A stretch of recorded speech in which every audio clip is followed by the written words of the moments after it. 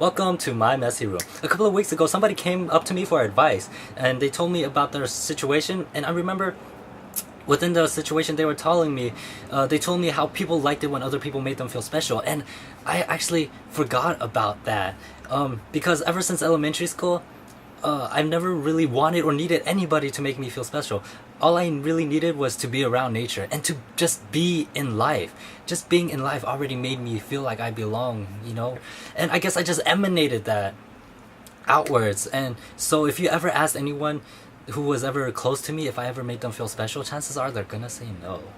But if you ask those same people if I ever made them feel loved, most likely they'll say yes. And, you know, it's not really common that people separate those two kind of feelings, but how I did it you'll find in this video. I will put up here whenever I happen to make the video, which is probably not anytime soon. Anyways, back to your situation. The advice that I gave you was just, hey, it's just your typical teenage phase, your classic high school scenario, you'll grow out of it.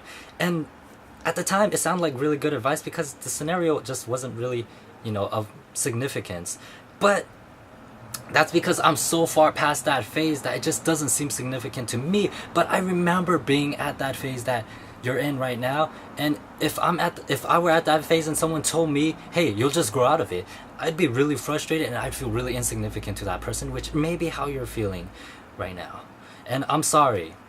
I didn't mean to make you frustrated or didn't want you to feel insignificant to me.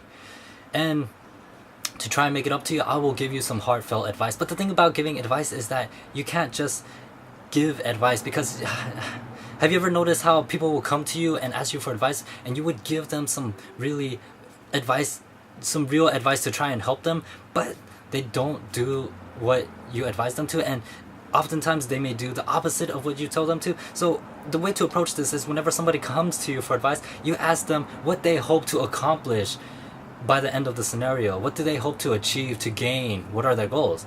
And then advise them accordingly, as long as what they want to do isn't terrible. Because that way they'll be more inclined to follow you, knowing that you're really trying to help them, that you've got them in mind, and that you know, have the same goal set advised for them.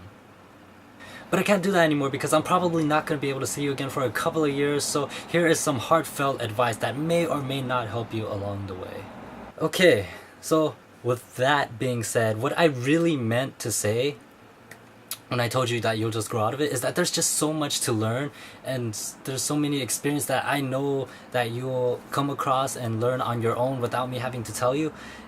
But, you know, knowing this stuff ahead of time can be beneficial as well. So here we go. The reason why I didn't give you the very crude advice that you asked for, the very crude advice of how to win somebody back, is because if I were to give you the crude advice on how to win somebody back, if you do accomplish winning that person back, and at this stage of life that you're in, chances are you don't know yourself as well as you think you do. And once you find that out, and once you get to know yourself a little bit better, you may find out that the person that you worked so hard to win back is not the person that you wanted. Not because they changed, but because you changed, or that because you learned about yourself a little bit more and you just found out that they're just not what you wanted. And because of that, it's not their fault, but because of that, the other person ends up being hurt after you've worked so hard to win them back. And out of the whole process of ending relationships, you're gonna end up being hurt. Now, they're hurt, your hurt hurts all around, and the problem with that is that the pain emanates from you. It doesn't just stop at you. So the bad mood goes to your friends, your family, and then maybe some people that you may come into contact with, which is just not good. Granted, there is a chance it is the other person's fault. You know, the other person may be a terrible person, and that they didn't get hurt and you were the only one to get hurt. But just based on the based on the stage of development that you're both in, chances are it's gonna go both ways. Alright, there's gonna be pains all around. Alright, and assuming that both of you guys, both parties, have run-of-the-mill friends, which isn't a crazy assumption at this stage that you guys are all in, your friends are gonna tell you how that person was just a terrible person, you're too good for them, etc, etc. They'll throw in a couple of negative comments about that person, and then they'll just go on and on until you become convinced that they were right. That other person was terrible and that you were too good for them. And because of that, you never stop to wonder, is that true? Were they really bad? Was I really too good for them? And because you never stop to wonder that, you never stop to wonder, hey, did I know myself as well as I thought I did? Did they know themselves as well as they thought they did? Did any of you guys really know yourselves well enough to know what you guys wanted out of the relationship? What about out of each other? And out of yourselves? Did you guys know what you guys wanted out of yourselves? Were you guys working towards being that person that you wanted to be? Not just for the future, but within the relationship. Were you as caring as you thought you were?